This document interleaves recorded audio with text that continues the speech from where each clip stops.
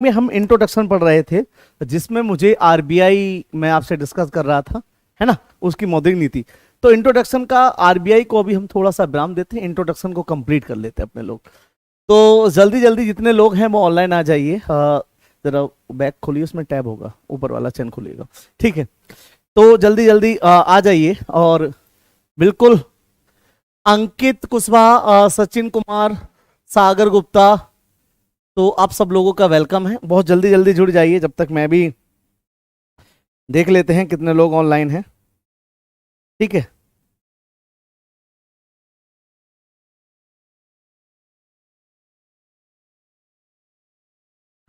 चलिए दोस्तों, अब लोग बात करते हैं अपने लोग।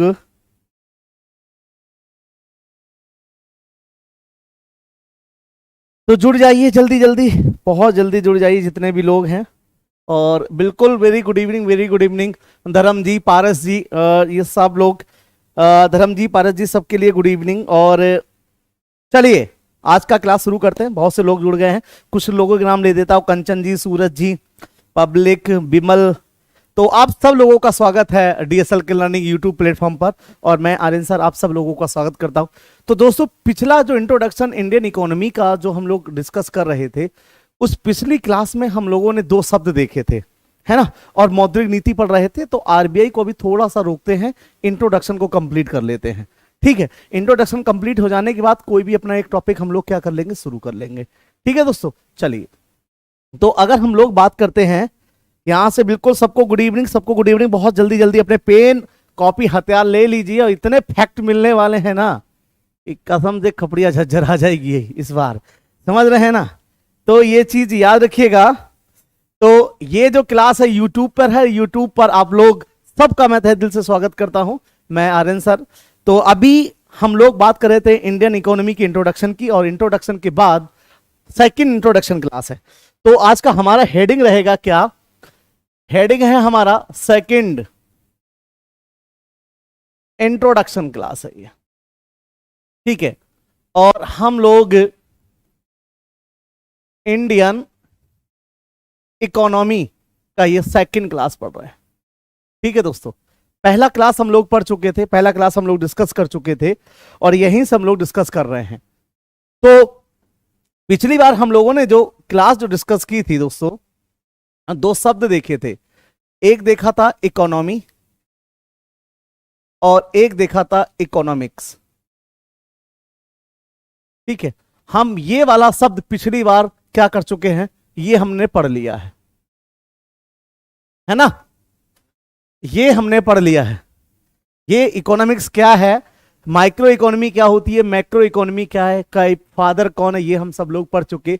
अर्थशास्त्र शब्द किसने दिया, है ना, किससे उसका संबंध है, ये सारी चीज हम लोग डिस्कस कर चुके हैं पिछली बारी क्लास में जो भी है। अब वहीं से अपना क्लास क्या करते हैं, इंट्रोडक्शन का सेकंड पार्ट स्टार्ट करेंगे, उसके बाद आरबीआई को हम लोग कंप्लीट कर लेंगे, ठीक है। ओके, चलिए सर, मैं पहली बार क्लास ले रहा हूं, अरे बाप, धन्यवाद। अगर पहली बार ले रहे हैं तब भी बेटा समझ में आएगा, टेंशन ना लीजिए, ठीक है। तो अगर हम लोग बात करते, देखिए आप पेन कॉपी लेके बैठिए, इतने फैक्ट देंगे ना, इतना फैक्ट देंगे कि कपिया इस बार झज्जरा जरूर जाएगी, बिल्कुल रियलिटी है। करें शुरू। तो देखो, अगर हम लोग आज चर्चा परिचर्चा करेंगे किसके बारे में, इकोनॉमी के बारे में दोस्तों। और इकोनॉमी के बारे में हम लोग अगर चर्चा करें, तो पहली चीज यहां से, तो ये जो इकोनॉमी है, ये याद रखिएगा दोस्त, एक ग्रीक भाषा का शब्द है, ठीक है। कौन सी भाषा, कौन सी भाषा है ये, तो ये याद रखिएगा ग्रीक भाषा का शब्द है, ठीक है, इकोनॉमी। और याद रखिएगा इकोनॉमी को अगर हम लोग यहां से तोड़े तो ये बनता है, ठीक है, ओकियोस प्लस, याद रखिएगा अगर हम लोग बोलते हैं क्या है, ओकियोस, ठीक है, या ओकियो, और ओकियो प्लस नोमस, ठीक है। अगर मैं बात करता हूं इसके बारे में, तो अगर मैं इन दोनों के अर्थ की बात करूं, तो इसका अर्थ मैंने बताया था कि ये समाज शास्त्र का क्या है, एक विषय है। और इसका मतलब होता है दोस्त, ठीक है, घर का अर्थशास्त्र। क्या चीज, अगर मैं पढ़ूं तो क्या है, घर का अर्थशास्त्र। अब अगर इसके बारे में हम लोग जो डिटेल की बात करते हैं यहां से अपने लोग, तो डिटेल के लिए दोस्तों याद रखिएगा, यहां से हम लोग बात करेंगे तो ये चीजें जरा समझने वाली हैं, बड़ा इंपॉर्टेंट है पेपर के पॉइंट ऑफ व्यू से। तो अगर मैं जो कहा मैंने कि घर का अर्थशास्त्र, और घर का अर्थशास्त्र क्या है, तो कहते हैं दोस्त अर्थशास्त्र, अर्थशास्त्र, अर्थशास्त्र क्या है? तो भैया एक चीज याद रखिएगा, अर्थशास्त्र का मतलब है कि लोग सीमित संसाधनों से, अच्छा संसाधन है इस अर्थशास्त्र के अंदर, क्या है? संसाधन, रिसोर्सेज है, संसाधन है, ठीक। और किसी भी देश, किन्हीं भी देशों में ये क्या होते हैं? ये सीमित होते हैं। कैसे होते हैं? सीमित। भाई जैसे मान लीजिए अगर टेक्नोलॉजी है तो है, ठीक है, मैं ना कह रहा हूं कि कोयले का उत्पादन हो रहा, तो कोयले का उत्पादन सीमित है, सोने का उत्पादन सीमित है, एग्रीकल्चर का उत्पादन सीमित है, लेकिन हमारी इच्छाएं क्या है सर? सर असीमित है सर, है ना? दिल तो बच्चा है जी, समझ रहे हो? हमारा दिल कभी नहीं भरा। यानी कि अर्थशास्त्र कहता है कि भैया तुम सीमित संसाधनों से अपनी असीमित इच्छाओं की क्या कर रहे हो? पूर्ति कर रहे हो साहब। क्या कर रहे हो? पूर्ति। हाँ, जिसकी बिल्कुल जो लड्डू, सुमन, खुशी, आरती, स्टडी विद पॉइंट, भैया ये तुम सब क्या कर रहे हो कि सब सीमित संसाधनों से असीमित संसाधन, क्या अपनी असीमित इच्छाओं की पूर्ति कर रहे हो। बस यही दोस्त क्या है? अर्थशास्त्र है। तो अर्थशास्त्र क्या सिखाता है? क्या सिखाता है दोस्तों? अगर कोई आपसे पूछे क्या सिखाता है, तो हम क्या लिखेंगे? सीमित संसाधनों से क्या? असीमित क्या? इच्छाओं की पूर्ति, की पूर्ति। अब असीमित इच्छाओं की पूर्ति जो है ये अर्थशास्त्र करा रहा, लेकिन सर अब ये इच्छाएं जो है ना, इनको हम दो तरीके से देख सकते हैं। आप कहोगे सर कैसे? तो भाई अगर ये जो संसाधन है, इस अर्थशास्त्र का जो उपयोग है, जो उपयोग है अर्थशास्त्र का जो उपयोग है दोस्तों, वो हम कर सकते हैं दो रूप से। एक क्या कर सकते हैं? आर्थिक रूप से, और एक क्या कर सकते हैं? सामाजिक रूप से। ठीक, देखो बहुत ध्यान से समझते जाइए। अभी तो ये केवल सिस्टम शुरू हुआ है कि फैक्ट मिलना आप शुरू होने वाले हैं। तो जितने फैक्ट आपको मिलेंगे ना, वो सारे के सारे, सर इकोनॉमी एंड इकोनॉमिक्स में क्या अंतर है भैया, स्टडी पॉइंट, ये इकोनॉमी इकोनॉमिक्स में क्या अंतर है, इससे पिछले वाला वीडियो पड़ा होगा यूट्यूब पे, देखिए उस पे इकोनॉमी इकोनॉमिक्स का तो छाप दिए थे एकदम चाप के, है ना? ऐसा पढ़ाए थे लोगों को खपड़िया में छेद हो गया था। जाके पुराना वीडियो देखिए, पढ़ा होगा, मिल जाएगा, ठीक है। और TSL लर्निंग प्लेटफॉर्म पे भी आपको मिल जाएगा, उसको देखिएगा, ठीक है। ये सब बताया हुआ है सर। जी सर ये सब इंग्लिश में भी बताइए। ओके, बिल्कुल बिल्कुल बिल्कुल। याद रखिएगा जो अर्थशास्त्र है इसका क्या यूज है, तो दोस्तों याद रखना, एक है इकोनॉमिकल,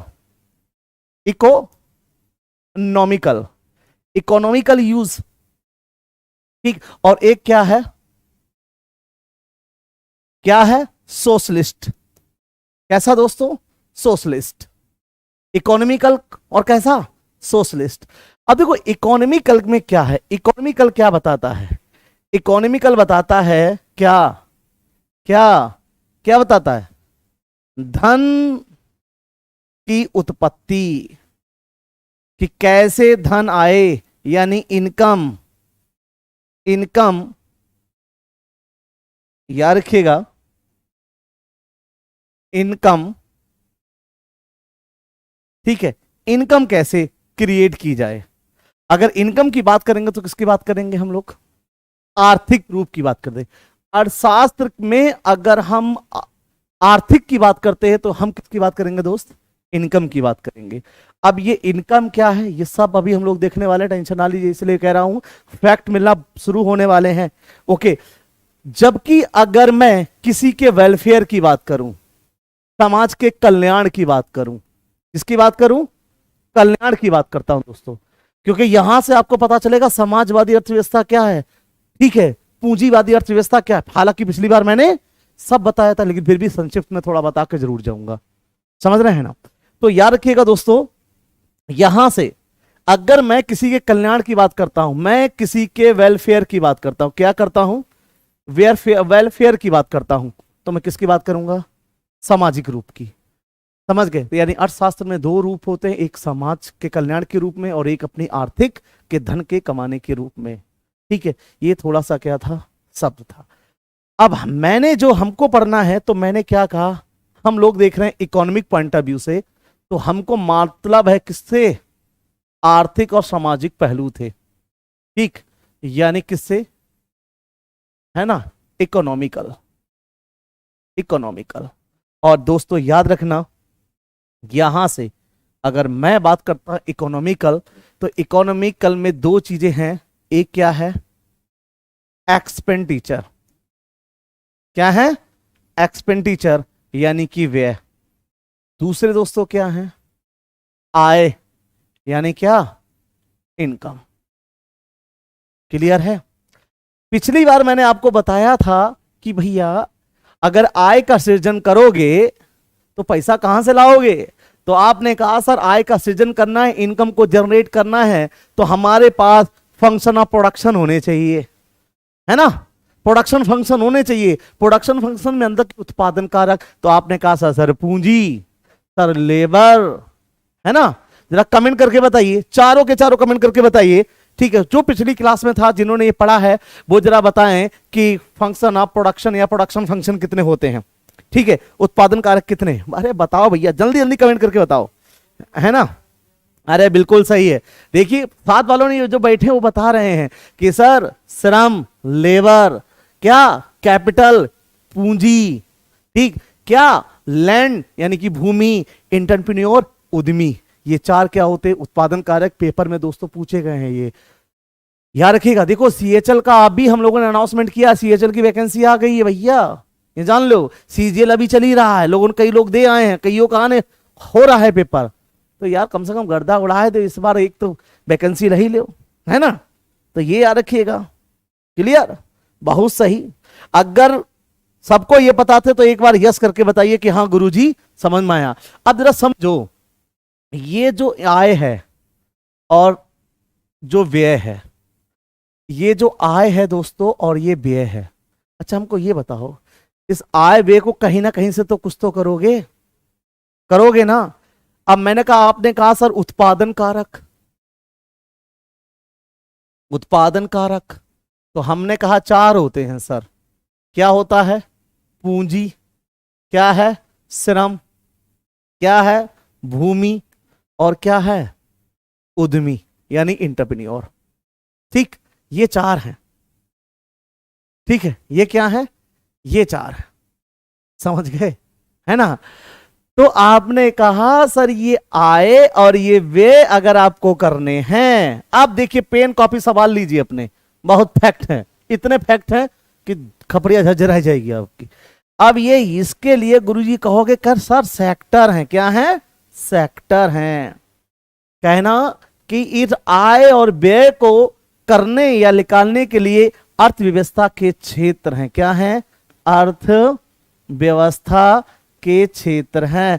तो जरा मुझे बताइए, कमेंट करके फटाक से बताइए, अर्थव्यवस्था के कुल कितने क्षेत्र हैं, अर्थव्यवस्था के कुल कितने क्षेत्र। बहुत जल्दी से कमेंट करिए। सुमन जी, अर्जुन जी, किंग ऑफ किंगडम, ठीक है, विष्णु, शारदा, थिन, ठीक है, सिंधु, आरती, बहुत सारे लोग हैं। ओके जी, बहुत जल्दी कमेंट करके बताइए कि कितने क्षेत्र होते हैं अर्थव्यवस्था के। ठीक है, अर्थव्यवस्था के कितने क्षेत्र हैं, कुल कितने क्षेत्र हैं। बहुत जल्दी से, अभी भी किसी का जवाब नहीं आया है, मैं देख रहा हूं कमेंट, फटाफट फटाफट बहुत जल्दी से कमेंट कीजिए। ठीक है, मलिक क्वालिटी कह रहे हैं 4, और कोई जल्दी फटाफट फटाफट बहुत जल्दी से। भाई देखिए अगर थोड़ा सा ही पढ़ा है, ठीक है। विजय कुमार कहते हैं 6, ओके चलिए और आइए फटाफट, जिसे मैं नाम लेता रहता हूं, ठीक, स्टडी विद एनवायरनमेंट कह रहे हैं 5, बिल्कुल। और कोई, और कोई, ठीक है, ठीक है। और लोकेश जी कह रहे हैं 3, स्टडी विद पॉइंट 5, ठीक। मलिक जी 4, चलिए आइए सर। देखो दोस्तों, अगर हम लोग अर्थव्यवस्था के कुल क्षेत्रों की बात करते हैं तो 5 हैं। कितने हैं? 5। अभी इन सबकी बात भी करेंगे, टेंशन ना लीजिए, बात भी करेंगे, लेकिन जो मुख्य हैं वो कितने हैं? वो 3 हैं। वो कितने हैं? 3। प्राथमिक, द्वितीयक, तृतीयक, और वैसे टोटल तो चौथा और पांचवा, चतुर्थ और पंचम। ठीक है, लेकिन जो टोटल वो कितने हैं? 5। पर जो मेजर हैं, जो मेजर हैं वो कितने हैं दोस्तों? वो 3 हैं। क्योंकि इसी तीसरे वाले के ही 2 भाग कर दिए गए जिसको हमने 5वें में रखा हुआ है।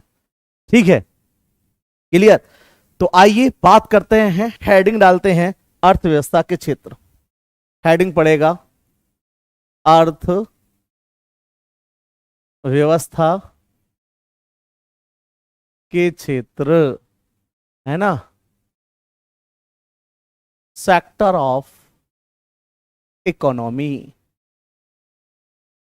ठीक है। अब अभी आपने कहा कि गुरुजी के 5 सेक्टर हैं। अच्छा जी, Ashok Gupta ji, very good evening. ऐसा है भाई, देखो, ज्यादा ज्यादा जिसको ये समझ में आ रहा है, जितना भी जिसको मजा आ रहा है ना पढ़ने में, उसने एक तरफ थम्सअप भेजिएगा। थम्सअप भेजोगे तो दिन में गेंदा फूल खिलेगा यार, तभी तो ज्ञान निकलेगा ना आप लोगों के लिए। तो देखो जरा, अगर बात करें तो पहला पहला सेक्टर कौन सा? प्राथमिक क्षेत्र। प्राथमिक क्षेत्र भैया, जिसको आप बोलते हो क्या? Primary sector. अरे ये तो दुनिया कह देती है प्राइमरी सेक्टर, पर है क्या प्राइमरी सेक्टर? किसको कहें प्राइमरी सेक्टर? ठीक है सर, लोग हमारे यहां जो बैठे लोग हैं वो जवाब दे रहे हैं कृषि क्षेत्र। कह रहे हैं कि sir agriculture, agriculture primary sector है, यानी कि कृषि क्षेत्र। क्या कृषि क्षेत्र ही है भैया, और कोई नहीं है? मत्स्य पालन, देखो अब तुम आज के बाद ये रट्टा मत मारना। बहुत से लोग कहते हैं मत्स्य पालन, वानिकी यानी कि वन क्षेत्र, उत्खनन, है ना, कहते हैं ना क्रांतियां, जितने भी एग्रीकल्चर से या फूड या हॉर्टिकल्चर से क्रांतियां, वो सारी कहते हैं गुरुजी सारी प्राइमरी क्षेत्र में आती हैं। तो भैया याद रखना कि प्राइमरी क्षेत्र वो क्षेत्र जिसका वजूद, जिसकी इनकम जमीन से जुड़ी हो, बस खत्म कहानी। आज के बाद खत्म कहानी। रट्टा मत मारिए किसी चीज का। एक ट्रिक है ये कि जिसका वजूद किससे जुड़ा है? किससे? जमीन से जुड़ा है दोस्तों। जमीन से जिसका वजूद जुड़ा है ना, जिस आय का वजूद जमीन से जुड़ा है, वो प्राइमरी में है। देखो एग्रीकल्चर कहां होती है सर? जमीन में, प्राइमरी। अच्छा आप कहोगे वन क्षेत्र, है ना, वन क्षेत्र कहां? जमीन में। आप कहोगे उत्खनन, जमीन में। ठीक, क्या चीज? उत्खनन। अच्छा आप कहोगे मत्स्य पालन, तो कहां होता है? ये भी जमीन में। ऐसा तो नहीं कि हवा में टांग के कर लिए मछली पालन। इसको मत्स्य पालन को क्या बोलते हैं? मछली पालन। इंग्लिश में बोलते हैं फिशिंग। क्या बोलते हैं? फिशिंग। ठीक है, ये याद रखिएगा। ये सब किस में आते हैं? किस में आते हैं? प्राइमरी सेक्टर में। किस में आते हैं? प्राइमरी सेक्टर में। दोस्त सबसे इंपॉर्टेंट चीज, जितनी क्रांतियां हैं ना, जितनी भी क्या हैं क्रांतियां हैं, ठीक, वो भी किस में आती हैं? इसी। लेकिन कैसी? किससे संबंधित? जो किससे हो? कृषि से संबंधित हो। किससे हो? कृषि से संबंधित हो। ठीक है, ये याद रखिएगा।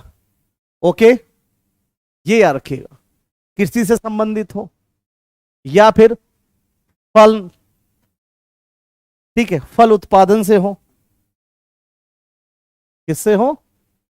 फल उत्पादन यानी हॉर्टिकल्चर, फल उत्पादन, सब्जी उत्पादन, इन सबसे संबंधित क्रांतियां जो हैं, ठीक है, वो सब किस में आएंगी? एग्रीकल्चर। जैसे कि एक कमेंट करके बताइए, मुझे बताइए एपीकल्चर, मधुमक्खी पालन किस क्षेत्र में आएगा? प्राइमरी में, द्वितीय में, तृतीय में? एपीकल्चर बताइए। एपीकल्चर, क्वेश्चन का आंसर दीजिए फटाफट जितने लोग लाइव हैं। ठीक है, एक बार मैं नाम ले देता हूं। स्टडी पॉइंट, अशोक जी, तनवीर जी, साया जी, आरती, अर्जुन, मोहित, ये सारे लोग जरा कमेंट करके बताइए कि भैया कि गुरुजी कि जो एपीकल्चर, जो मधुमक्खी पालन है, वो किस क्षेत्र में आएगा? प्राथमिक में आएगा, द्वितीय में आएगा, तृतीय में आएगा, है ना? फिशिंग अभी बता दिया है ना। अच्छा, एक आंसर और दीजिए, ठीक है। ओके, फॉर आंसर भाई अर्जुन रावत जी द्वितीय, ठीक है। जानकारी जी द्वितीय प्राइमरी, अहमद शाह कह रहे हैं प्राइमरी, और लोग कह रहे हैं द्वितीय। सब मिले जुले आंसर आ रहे हैं प्राइमरी। रोहित सिंह कह रही हैं प्राइमरी, ठीक है। और ठीक है, आरती कुशवाहा कह रही हैं द्वितीय। देखिए सर, समझिए, आपने सुना होगा पीली क्रांति, क्या चीज? पीली क्रांति, ठीक है, समझो। पीली क्रांति,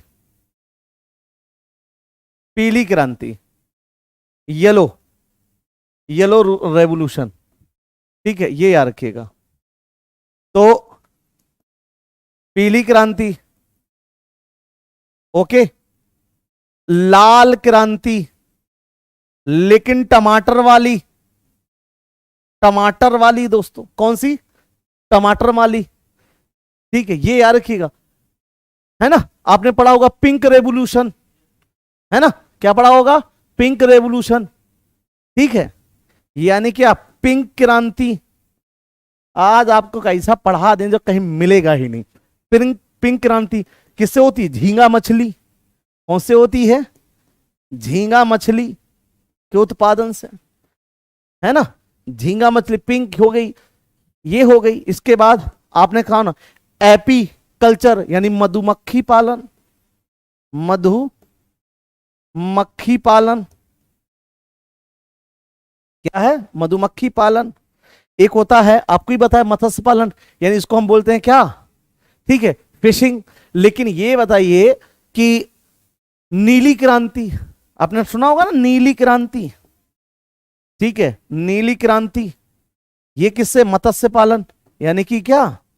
मछली पालन, मछली पालन।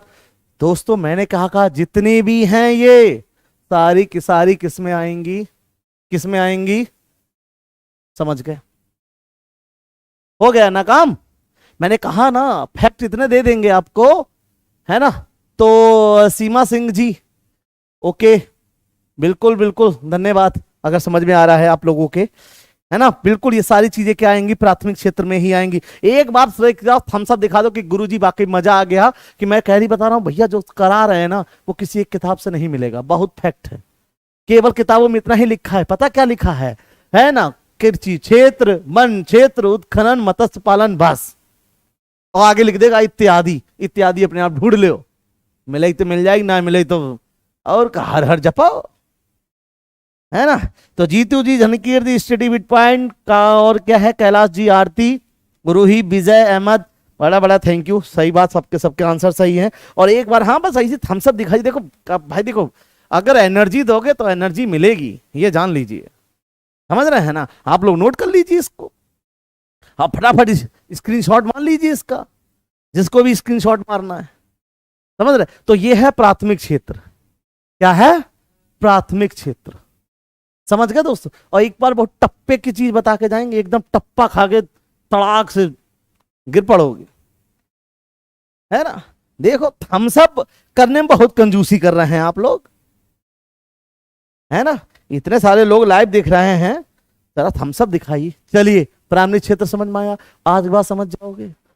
अब रट्टा मत मारिए, बस ये रट्टा मारिए, ये दिमाग में बैठाइए कि भैया जिसकी आय का वजूद जमीन से जुड़ा है वो प्राथमिक है, बस। समझ गए? ये रट्टा मारने की जरूरत है ना। पीली क्रांति में आती है सरसों उत्पादन, ठीक है। जो पीली क्रांति दोस्तों है वो सरसों से है। पीली, थोड़ा सही लिख लीजिए, गलत लिखा हुआ है, ठीक है। तो ये याद रखिएगा, पीली क्रांति, और ये किससे है? सरसों उत्पादन। कौन सी? सरसों, ठीक है, ओके, क्लियर है ना। आ गया राम राम, राम बिल्कुल, राम राम, राधे राधे भैया, राधे राधे, ठीक है। आओ बढ़ते हैं अगले पर, और अगले पर बढ़ते हैं तो आएंगे कौन सा सेक्टर? अब कौन सा क्षेत्र? कौन सा? द्वितीय क्षेत्र, द्वितीयक क्षेत्र, द्वितीय क्षेत्र यानी कि सेकेंडरी सेक्टर, है ना, गर्दा उड़ रहा है ना, बिल्कुल। और चलिए, बाप लोगों का बहुत बहुत धन्यवाद, एकदम मजा आ रहा है, एकदम ऐसी चपाक के पढ़ते रहिए। अरे अभी फैक्ट तो शुरू हुए, आइए और फैक्ट की बात करेंगे अब दोस्तों। आप देखो जरा, यहां से मैंने कहा सेकेंडरी सेक्टर, तो आपने कहा गुरुजी एक चीज कि भैया द्वितीय क्षेत्र में क्या आता है, औद्योगिक, औद्योगिक, ठीक, क्षेत्र, औद्योगिक, औद्योगिक व विनिर्माण, विनिर्माण क्षेत्र। एक क्वेश्चन आया, एक ठो क्वेश्चन है हमारा आप लोगों से, और एक ठो क्वेश्चन क्या है ना, इसको बोलते हैं हम लोग, याद रखिएगा, ठीक। तो मुझे जरा ये बताइए, इंडस्ट्रियल और मैन्युफैक्चरिंग में क्या डिफरेंस होता है। अच्छा, मैन्युफैक्चरिंग जो हाथों से किया जाता है, और जो इंडस्ट्रियल में टेक्निकल मशीनें लग जाती। तो जरा याद हो जा रहा है सारा, याद, अरे धन्यवाद आरती जी, अगर याद हो रहा है इसीलिए तो गर्दा उड़ा रहे हैं। आप कल में थम्स अप दिखाते रहिए और ऐसा ही बूस्टअप आपको देते रहेंगे, है ना, समझ लीजिए राधा रानी की कृपा है, सब कुछ मंगलमय होगा जीवन में एकदम। अब फैक्ट मैंने आपसे पहले दिन ही प्रॉमिस का, फैक्ट तो इतने दे जाएंगे, खपड़िया समझ लीजिए 4 क्लास 10 क्लास के बाद खपड़िया पिलपिला जाएगी, इतने फैक्ट मिलेंगे भाई, सच्ची बता रहा हूं कि रोज कहोगे हाय रे कैसे याद करें, याद ऐसी करो जब जेली को रिवाइज करो, समझ रहे हो, है ना, ठीक है। अर्थव्यवस्था, सेवा अर्थव्यवस्था, अरे बिल्कुल सही बात है भैया, ओके। बात करें तो हम बात कर रहे थे, मैंने एक क्वेश्चन आपसे पूछा है कि इंडस्ट्रियल और मैन्युफैक्चरिंग सेक्टर में क्या अंतर होता है। अच्छा, निर्माण और विनिर्माण में क्या अंतर है, प्रोडक्शन एंड मैन्युफैक्चरिंग सेक्टर। अब मुझे कोई जरा बताए कि निर्माण और विनिर्माण, अरे हम बाबू छोड़ेंगे कुछ नहीं, जब तक दौड़ा दौड़ा के तोड़ेंगे नहीं तब तक छोड़ेंगे नहीं, ये जान ले, वो है ना डायलॉग मारते हैं, हाँ, तो एक ठो डायलॉग हम भी मार दिए आज कि जब तक तोड़ेंगे नहीं तब तक छोड़ेंगे नहीं।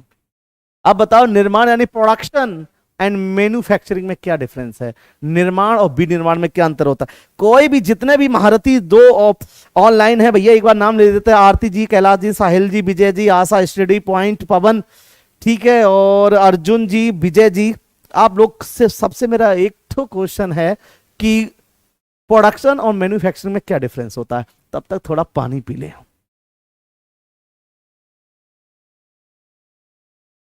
जितने आप लोग बैठे हो बताओ, जो थोड़ा नहीं आया घमासान अपना नुकसान कर लिया है, कहिएगा देख लें इसको, हाँ न, जिंदगी में बाढ़ आ जाएगी समझ लीजिए, अगर जो सही से नहीं पढ़ेगा कि भाई वैकेंसी भर भर के आ रही है, और इस बार अगर है ना पेपर की खोपड़िया में छेद नहीं हुआ तो पढ़ना बेकार है, ये जान लीजिए। ले एक हो, किसी का आंसर नहीं आया है कि निर्माण और विनिर्माण में क्या अंतर होता है, प्रोडक्शन और मैन्युफैक्चरिंग। अरे कोई बताएगा ही नहीं ना, हम बता रहे हैं, सुनो सोमी को बता रहे सामने वाले, यहाँ कतई आराम से देखो कौन सा है।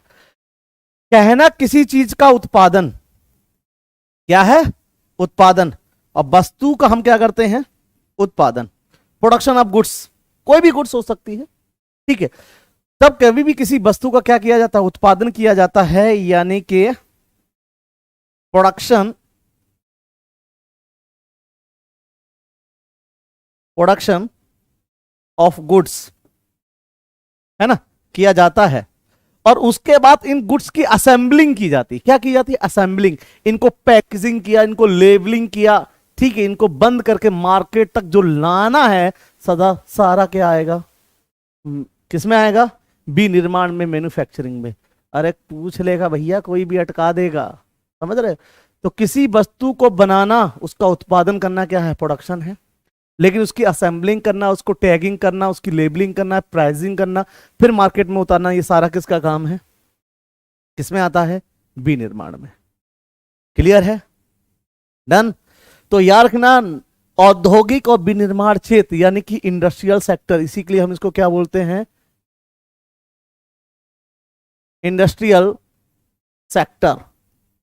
और इंडस्ट्रियल सेक्टर किस में आता है? द्वितीय में आता है। किस में आता है? द्वितीय में आता है। किस में आता है? क्लियर है? ओके, आइए आइए साहब, बात करते हैं किसकी? टर्सरी सेक्टर की, तृतीय क्षेत्र की।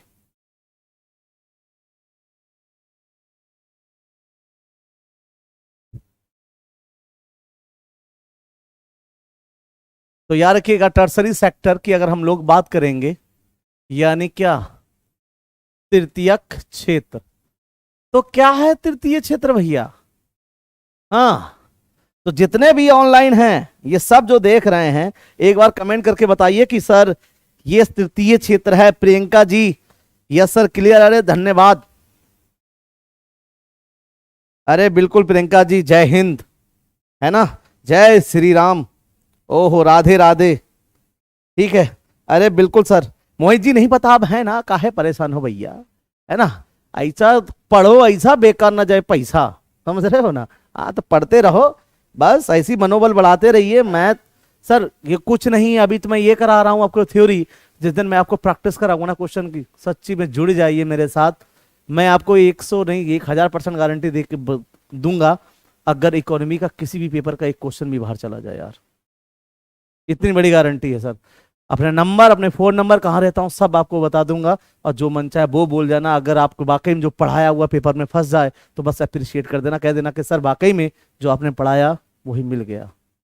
एक टीचर को इससे ज्यादा कुछ नहीं चाहिए सर, ये जान लीजिए। बस मेरे पढ़ाए हुए बहुत सारे स्टूडेंट लग गए, आपका भी अगर सिलेक्शन हो जाता है तो मुझसे ज्यादा सौभाग्यशाली कोई नहीं है। अगर मैं आपके जीवन को साकार करने में क्षणिक मात्र भी योगदान देता हूं ना, तो समझ लीजिए मेरा जीवन सफल है। और कहा है, दुनिया में गर्दा उड़ रहा है, अपने भी उड़ाएंगे। चलो आप काम की बात करते हैं। तृतीय क्षेत्र, तो जरा बताइए कि तृतीय क्षेत्र क्या है? बिल्कुल कह रहा है सेवा क्षेत्र। भैया सही बात है। देखो, सेवा, सेवा, शिक्षा, बीमा, बैंक, ये सब मत लिखो, केवल इतना जानो जहां सेवा मिले, जहां सेवा मिले वो क्या है? तृतीय है। इसीलिए दोस्तों इसका नाम ही क्या है? इसका नाम ही क्या हम बोलते हैं? Service sector. क्या बोलते हैं? Service sector. अब सेवा कहां कहां मिलती है? हाँ, सेवा की बात कर रहा हूं मैं, ठीक है। सेवा कहां कहां मिलती है साहब? तो सेवा है ना, बैंक आपका अकाउंट खोलती है, आपको पैसे निकालने की सुविधा देती है, तो क्या कर रहा है? आपकी सेवा कर रहा है साहब। क्या कर रहा है? सेवा कर रहा है। समझ गए ना? क्लियर है? अच्छा, मैंने कहा आप होटल में, ठीक है, अपने मित्र या अपनी, ठीक है, मित्र के साथ था, गर्लफ्रेंड नहीं बोलेंगे, ठीक है, उसके साथ कॉफी पीने गए होटल में या सीसीडी कैफे में, तो वहां पे जो उसने सेवा दी वो भी क्या है सर? तीर्थ क्षेत्र में ही है। अच्छा, आप उसको मूवी भी दिखाने ले जाते हो, कोई बात नहीं, सिनेमा घर, ठीक है, क्या जी? थिएटर, यानी कि हाँ, सिनेमा।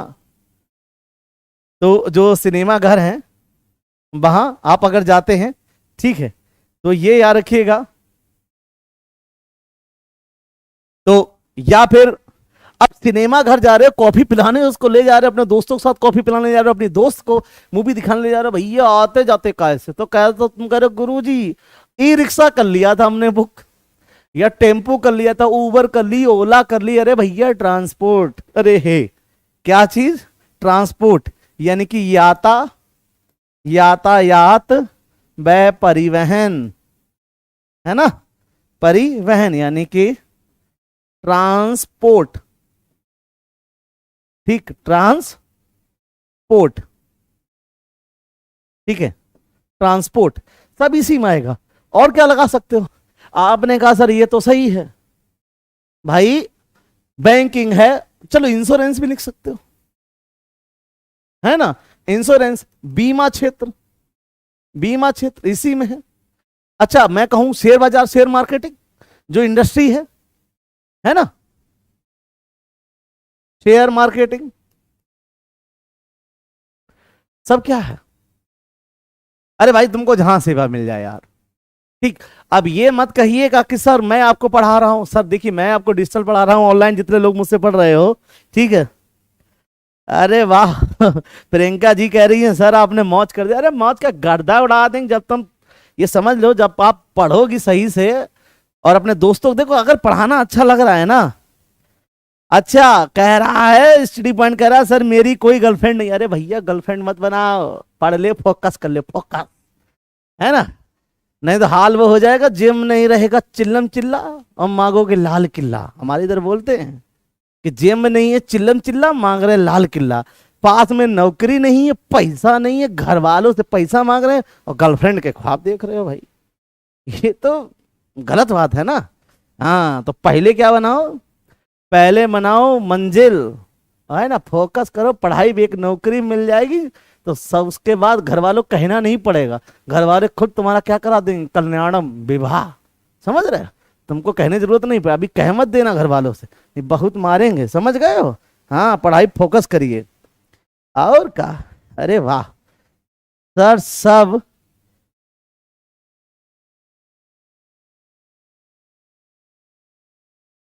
अरे वाह वाह वाह, कोई बात नहीं पवन जी, प्रिया जी वाह सर, वेरी नाइस, अरे सही बात, वेरी नाइस का सर, आप बिहार से, अरे बिहार से क्या तुम तो यार क्या रिश्ता उस्ता भेजोगे क्या, हैं जो अभी सब कुछ पूछ रहे हो, धीरे धीरे रुको, सब कुछ पता चलेगा, है ना। पढ़ो, पढ़ाने समझ में आ रहा है ना, ऐसा लग रहा है कि दिमाग में बैठ रहा है, बैठ रहा है तो बस, तो कहीं के ना हो, कहा मतलब, आप पढ़ाई में फोकस करो, ठीक। तो ये याद रखिएगा, तृतीय क्षेत्र हो गया ये, है ना। अब देखो, मैं आपको ऑनलाइन पढ़ा रहा हूं भाई, आप यूट्यूब पे देख रहे हो, तो ये भी तो सेवा ही है, दे रहा हूं, लेकिन फिर भी सर इसको तृतीय क्षेत्र में नहीं रखा, पहले रखा जाता था, यही मैंने आपको समझाया था कि इसी तृतीय क्षेत्र के क्या कर दिए गए, दो भाग कर दिए गए, जिसको हम चतुर्थ और पांचवें के नाम से जानते हैं। इसीलिए कहा था मेजर 3 है, टोटल 5 है। आगे बात समझ में, है ना। विजय कुमार जी, अगर आपको मेरा पढ़ाना अच्छा लग रहा है धन्यवाद, और सारे लोगों को जोड़िए यार, बहुत कम लोग ऑनलाइन हैं, ठीक है, ज्यादा ज्यादा शेयर करिए, इसको दबा के शेयर करिए अगर पसंद आ रहा है, अगर मेरा तरीका पढ़ाना समझ में आ रहा है, आपको लगता है कि वाकई में आज के सेशन में, आज की क्लास में आपको 10 से 5 क्वेश्चन याद हुए पेपर के पॉइंट ऑफ व्यू से, तो इसको दबा के शेयर करिए, है ना। फैक्ट की बात है, फैक्ट में आपको बहुत ज्यादा देके जाऊंगा, टेंशन छोड़ दीजिए, है ना। तो ज्यादा ज्यादा शेयर करो, अपने इंस्टाग्राम है आपका, आपकी सबके आपका इंस्टाग्राम होगा, है ना, इंस्टा चलाते हो, व्हाट्सअप है, फेसबुक है, हर जगह फैला दो यार, ठीक। हमको भी वायरल कर दो, जिधर हम वायरल हो जाएंगे, कसम तुम्हारे घर मिलने आ जाएंगे, काहे परेशान हो। ओके, आइए, ठीक है। तो चलिए, रोहित जी, आशा जी, सिद्धू जी, आरती और विजय, कैलाश, स्टडी पॉइंट, आरती और विजय, रोहित जी, आइए आगे की बात करते हैं लोग, ठीक है ना। आइए, तो यहां तो 3 सेक्टर पढ़ लिए हम लोगों ने, क्या पढ़ लिए, 3 सेक्टर पढ़ लिए। फिर हुआ क्या, इसी सेक्टर के, देखो मैं फिर बोल रहा हूं, जहां सेवा, जहां आप देख लो कि सेवा का भाव जुड़ा हुआ है, तो वो सब किसमें है, वो सब तृतीय क्षेत्र में है, किसमें है, तृतीय क्षेत्र में, ठीक। ठीक, एक क्वेश्चन, क्वेश्चन को सॉल्व करिए फटाक से, क्वेश्चन को सॉल्व करिए।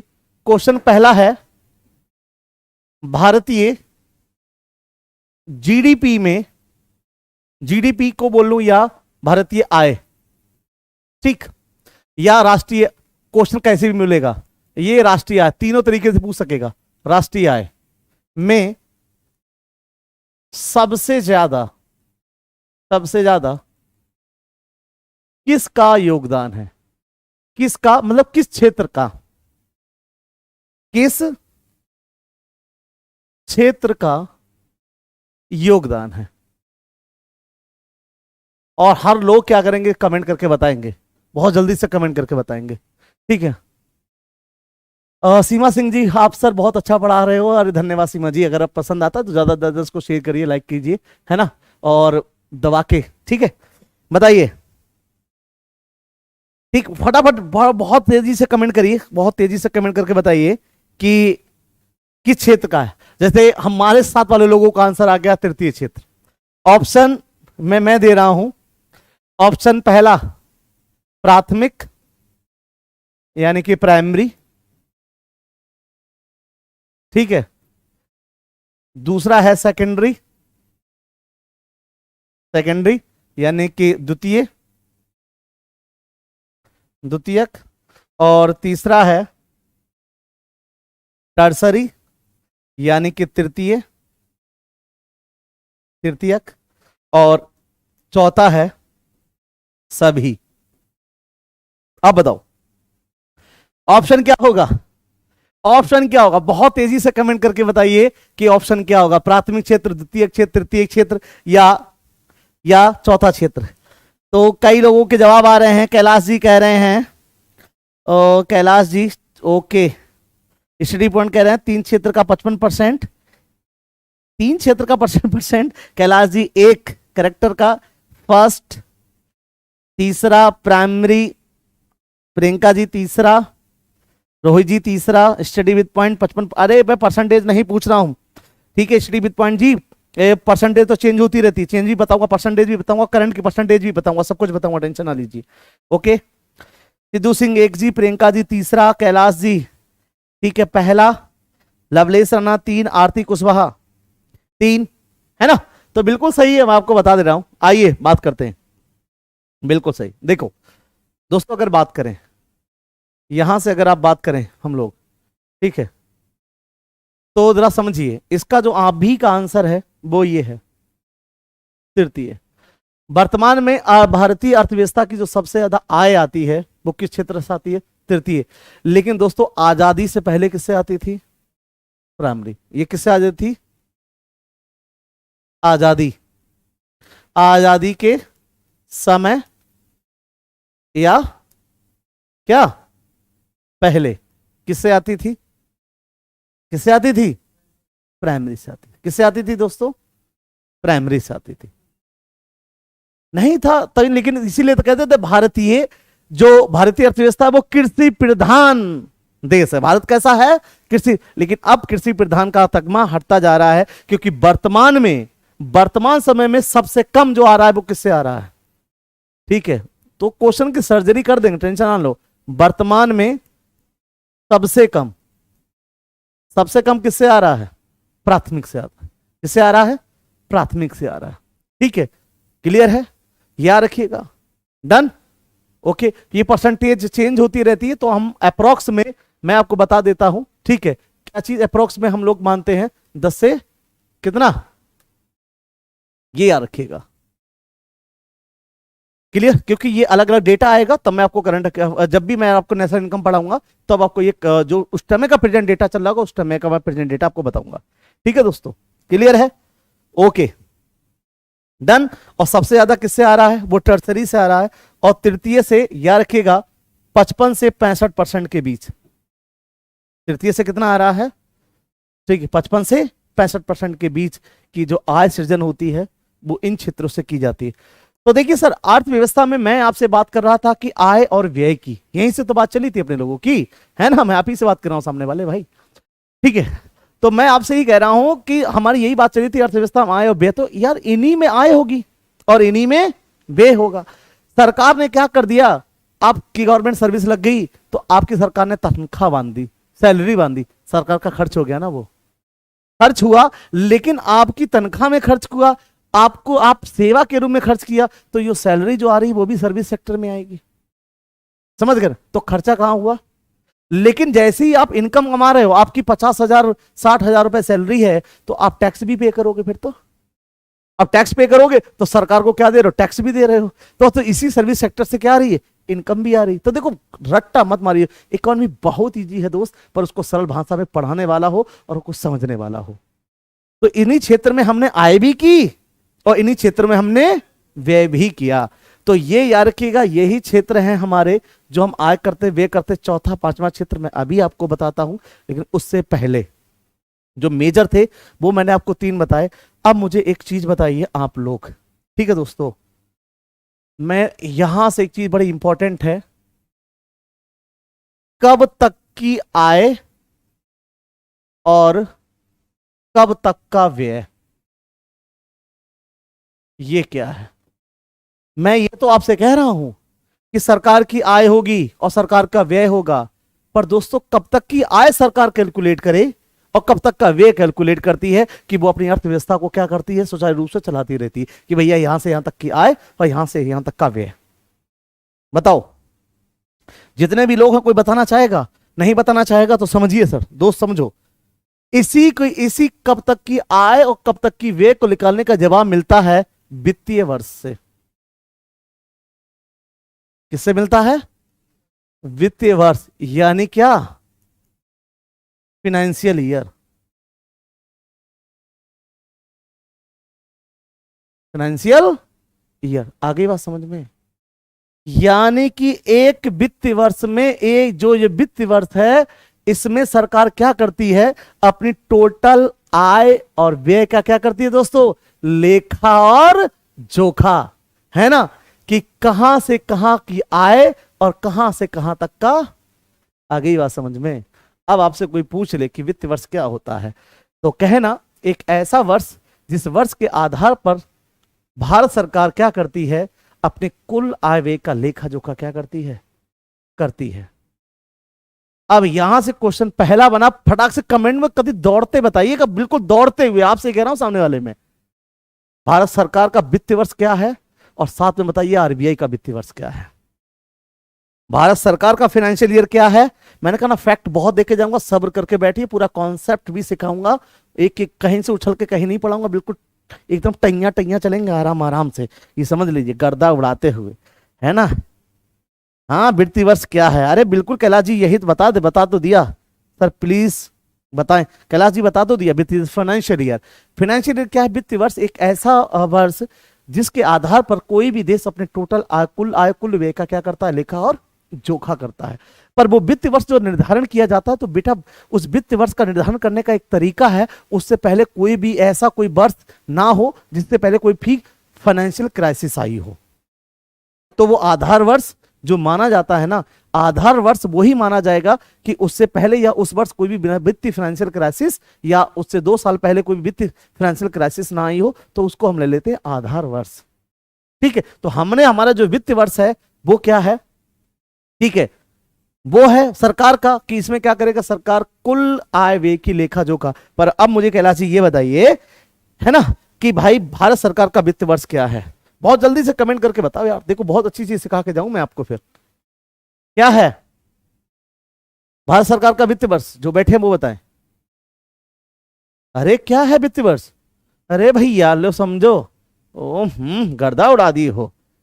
1 अप्रैल से 31 मार्च, ये किसका है? अरे ऐसी सी चीजें आपको बता के जाऊंगा, आप चकरा जाओगे भैया। भारत सरकार इसको चेंज करने की सोच रहा है, पर अभी चेंज नहीं किया, समझ लो। हाँ, अब मेरा एक क्वेश्चन फिर से, ये तो मैंने बता दिया कि भैया 1 अप्रैल से लेके 31 मार्च। पर भैया जाओ बताओ कि जहे काय रखो। अरे जहे काय लो। हाँ, जाको काय करो। 1 अप्रैल से 31 मार्च, हम तो जनवरी फरवरी कर लेते, जनवरी दिसंबर कर लेते, पूरे साल कर लेते।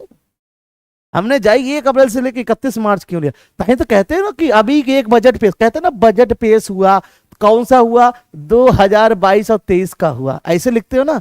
तो ये सत्र होता है बाबू, और ये सत्र किसके आधार पर होता है? ये इसी वित्तीय वर्ष के आधार पर, है ना।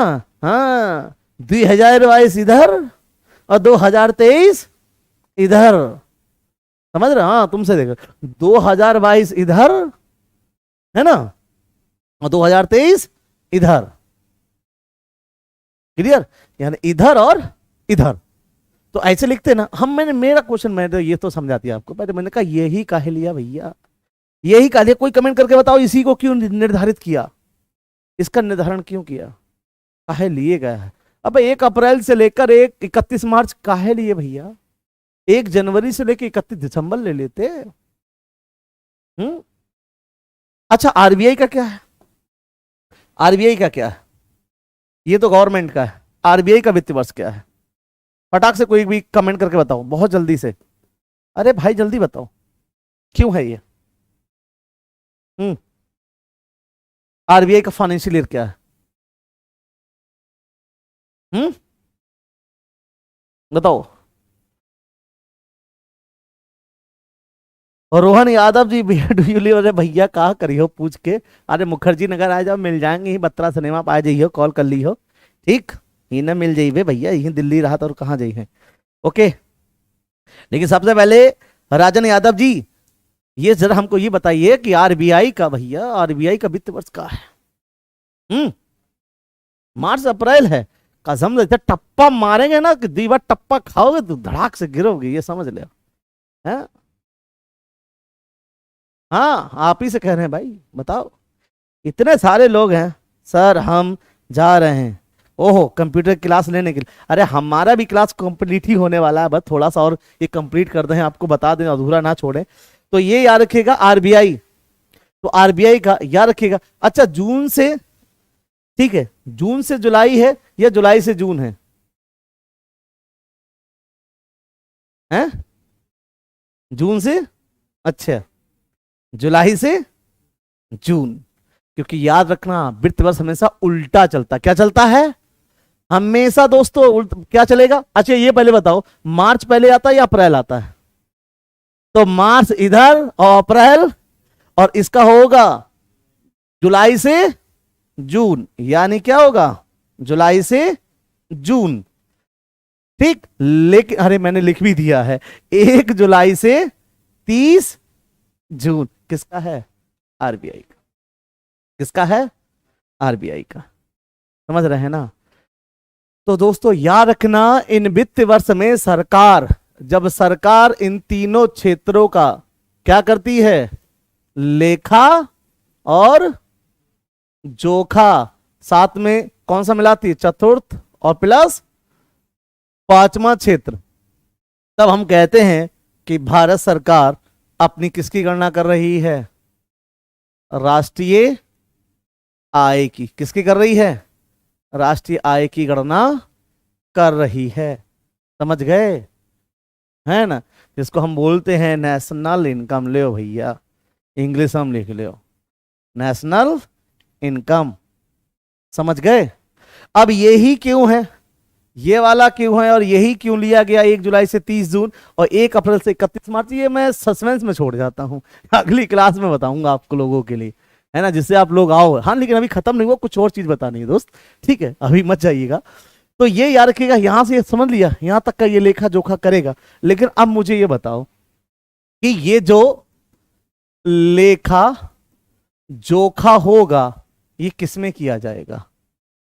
तो दोस्तों याद रखिएगा, ये लेखा जोखा ही किया जाता है किसमें? किसमें? बजट में। किसमें किया जाता है? बजट में। समझ गए? यानी अब कोई कहे कि बजट क्या है, बजट क्या है, क्वेश्चन बना आप क्या, बजट क्या है ना?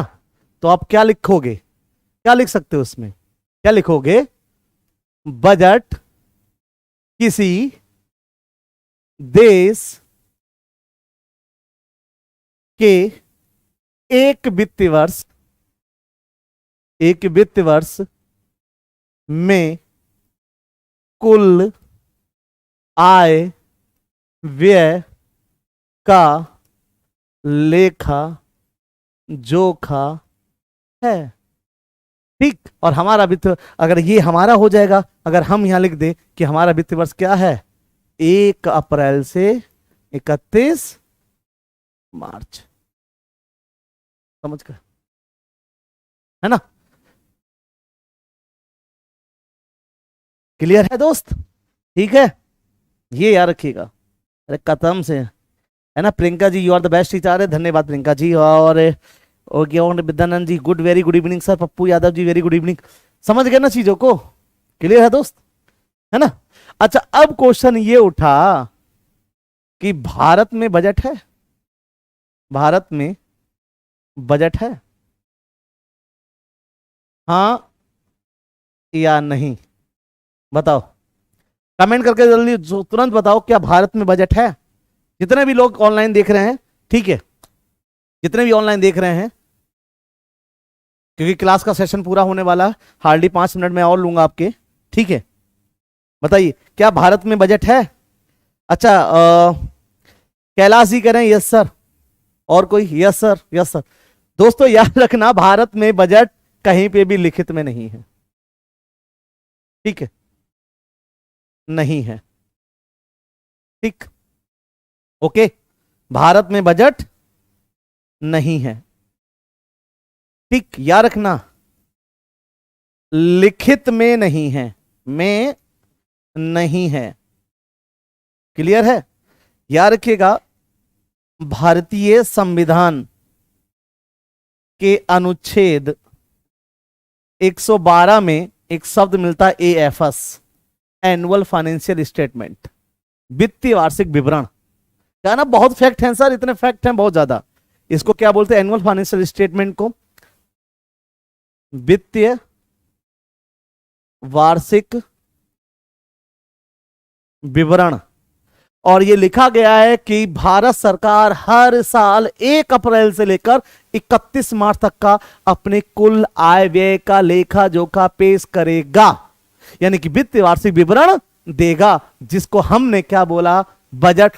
क्यों? क्योंकि पहली बार बजट जब पेश किया वो अंग्रेजों ने किया। तो बजट की हिस्ट्री अगर जाननी है तो बने रहिए, मेरे साथ जुड़े रहिए डीएसएल लर्निंग प्लेटफॉर्म पर।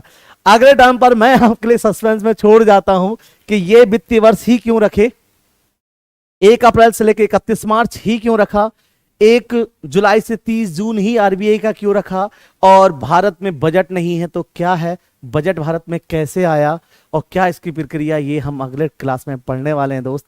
तो अगर ये क्लास आपको समझ में आया, आपने इस क्लास से कुछ सीखा है दोस्त, तो यार कि एकदम अगर लगता है कि गुरु जी ने गर्दा उड़ा दिया है, दिल कतई खपड़िया एकदम झंझना गई है, तो भैया इसको जरा से ज्यादा शेयर करिए, लाइक कीजिए, और अगले सेशन में मेरे साथ जरूर जुड़िए डीएसएल लर्निंग प्लेटफॉर्म पर। डीएसएल लर्निंग प्लेटफॉर्म के यूट्यूब चैनल को ज्यादा ज्यादा शेयर करिए, सब्सक्राइब कीजिए, लाइक कीजिए, और अपने प्यार को यार वायरल कर दीजिए ना का, ठीक है। तो मैं इसी के साथ आपसे मिलूंगा अगली क्लास में। तब तक के लिए मेरी तरफ से, है ना, खुश रहो, खुशनंद रहो, यहां रहो चाहे गंज रहो, मस्त रहो, दबा के पढ़ाई करो, कभी चाप दो, इस बार पेपरवा की खोपड़िया में छेद हो ही जाना चाहिए इस बार, ठीक है ना दोस्तों। तो मेरी तरफ से सबके लिए गुड इवनिंग, गुड नाइट, सब्बा खैर, राधे राधे। फिर मिलूंगा अगली क्लास में, तब तक के लिए धन्यवाद, और इतना सारा प्यार देने के लिए आप लोगों के लिए भी क्या धन्यवाद। थैंक यू क्लास, फिर मिलते हैं नेक्स्ट क्लास में, तब तक के लिए धन्यवाद। जुड़े रहिए डीएसएल लर्निंग प्लेटफॉर्म के यूट्यूब चैनल पर। Thank you.